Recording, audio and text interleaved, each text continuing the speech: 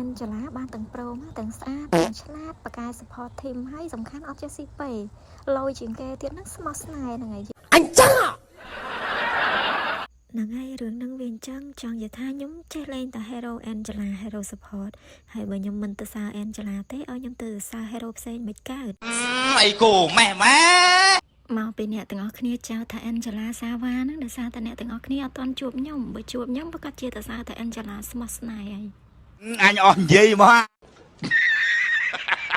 ជាទូទៅមនុស្សស្មោះគេដែរនិយាយថាខ្លួនឯងស្មោះស្នេហ៍អ្នកទាំងអស់គ្នាតែបើខ្ញុំស្ងាត់មិនប្រាប់អ្នកទាំងអស់គ្នាធ្វើមិនអ្នកទាំងអស់គ្នាដឹងថាខ្ញុំស្មោះស្នេហ៍អញ្ចឹងយើងមានតែបខំចិត្តនិយាយខ្លះៗអញ្ចឹងណាអូយស្អីគេស្អីគេឥឡូវទុកស្មោះម្ដុំសិនទៅចឹងសម្រាប់អ្នកទាំងអស់គ្នាដែលមានតម្រូវការដាក់ diamond អាចដាក់នឹង page បង Master បានបើអត់ចេះដាក់ឆាតទៅ page ឲ្យគាត់ដាក់ឲ្យតែបើចេះដាក់មានកុងធនាគារចូលទៅដាក់ក្នុង website គាត់ខ្លួនឯងអ្នកទាំងអស់គ្នាចាំការទៀតដាក់ម្នាក់មួយទៅដើម្បីចាប់ star like ខែថ្មីហ្នឹងបានទៅលើនារីដ៏សាច់ជីខ្ជូតសាច់ដុំពេញខ្លួនរបស់យើងហ្នឹងកាត់មកសាច់ game យើងវិញនិយាយថាថ្ងៃហ្នឹងលេង game ឡើង toxic តែម្ដងណាអ្នកទាំងអស់គ្នា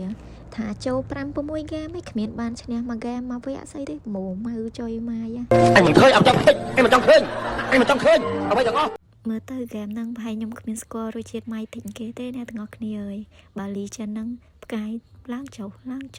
យាយទៅមួយថ្ងៃលេង10 20វាអង្កេតដែរប៉ុន្តែធ្លាក់ទៅវិញរហូតហ្នឹង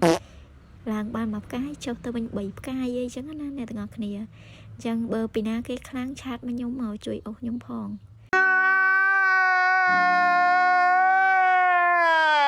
និយាយមែនណាអ្នកទាំងអស់គ្នាទៅមុខលេងរួចមែនព្រោះអី Legend ចង់មួយអាទិត្យហើយអត់ឡើងទៅណាទេអញ្ចឹងម្នាក់ទាំងអស់គ្នា